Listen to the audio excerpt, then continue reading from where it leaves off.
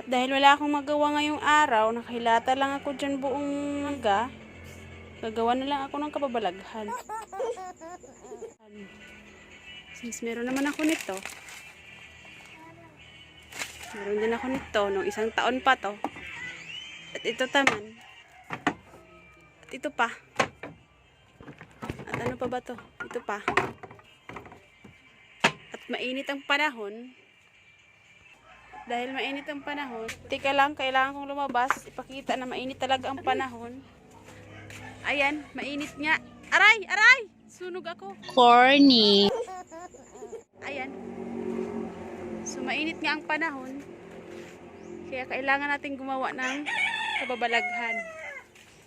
At may bata doon na nakangisi, pero di ko makita sa kamera. Hi. Makaturbo. Tapos may nakahilata pa. So, kukunin ko na to.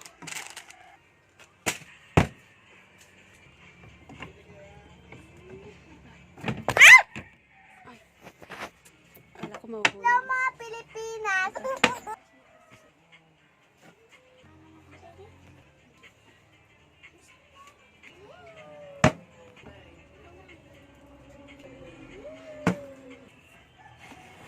Mga bigat.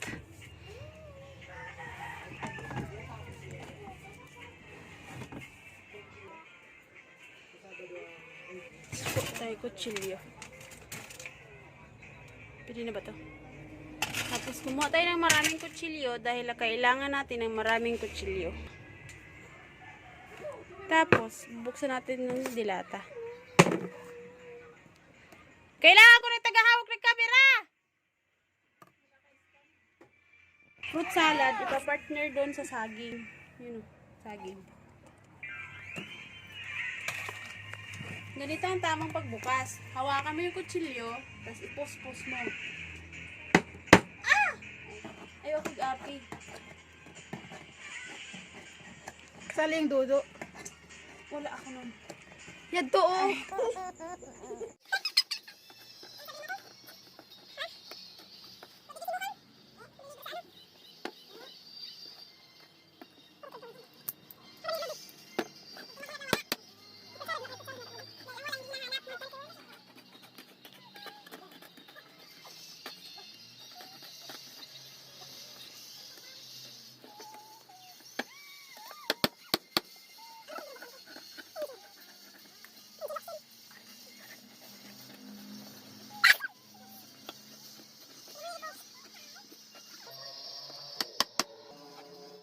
Paalala lang po guys, magdahan-dahan po tayo sa paggamit ng kutsilyo dahil delikado po yan. Ako po ay isang bihasa na sa paggamit yan dahil wala kaming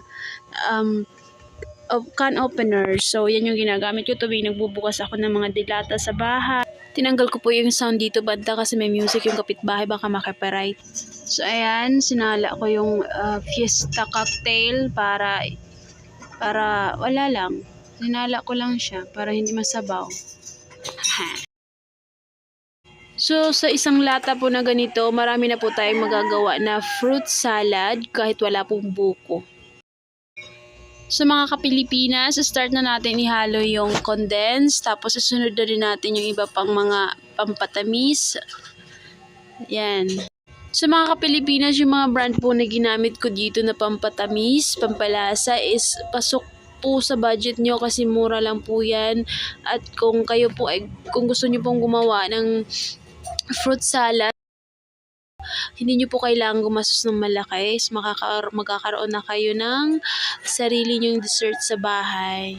Kahit na wala po tayong ref, pwede po tayong gumawa nito.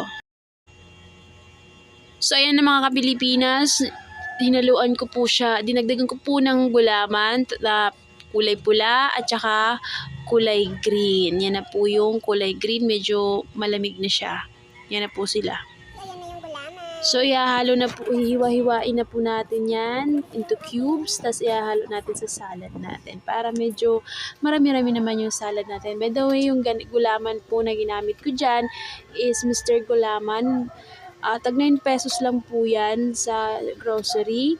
And madali lang po siyang lutuin. maglagay lang kayo ng 6 cups na tubig o 1.5 liters na tubig sa kaserola. Tapos, lagyan nyo ng pambatamis. Ako, nilagay ko dyan is asukal. Hinalo ko lang siya hanggang sa kumulo, hanggang sa lumapot. Tapos yun, pinalamig ko siya. And then, ayan, hiniwa-hiwa ko na siya. Tapos, i-add natin yan sa fruit salad para mas lalo siyang maging malasa. Actually, matamis naman yan na gulaman na ginawa ko kasi medyo dinamihan ko siya ng asukal para may lasa talaga yung gulaman pa lang. Hindi parang kumakain ka lang ng diba? Sarap talaga. Ayan, tapos ayan guys yung red na gulaman. Mas maganda kasi kapag colorful yung fruit salad natin kasi talagang nakakaaya siya tingnan. So, yan. Tinanggal ko po talaga yung sound dito kasi medyo malakas yung sound ng ating mga kapitbahay. Kaya baka na makapiright na naman kahit wala naman ako income. Lagi na lang ako nakaka-copyright. Wala pa naman ako income dito sa YouTube. Mga video ko. Ewan ko ba bakit may copyright.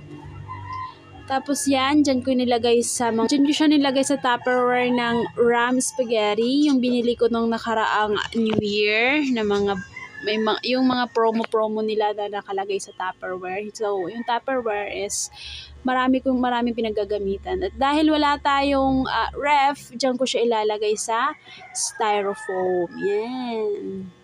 Tapos, lagyan natin siya ng plastic. At bumili lang tayo ng yellow para hindi tayo maaksaya sa kuryente.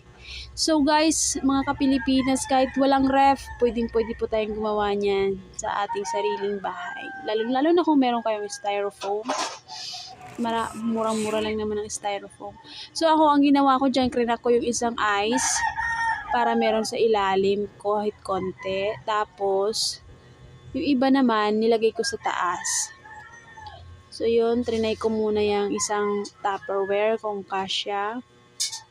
Then, inad ko na ulit yung ice. And then, yan, inad ko yung isa pang Tupperware, din tinakpan ko na siya. And then, pinalamig ko ng ilang oras. Tadan! Oops! The finished product. No ref, no problem. So, ayan mga ka-Pilipinas, ang aking fruit salad na ginawa. No ref, no problem. So, try nyo na din yan mga ka-Pilipinas. Salamat!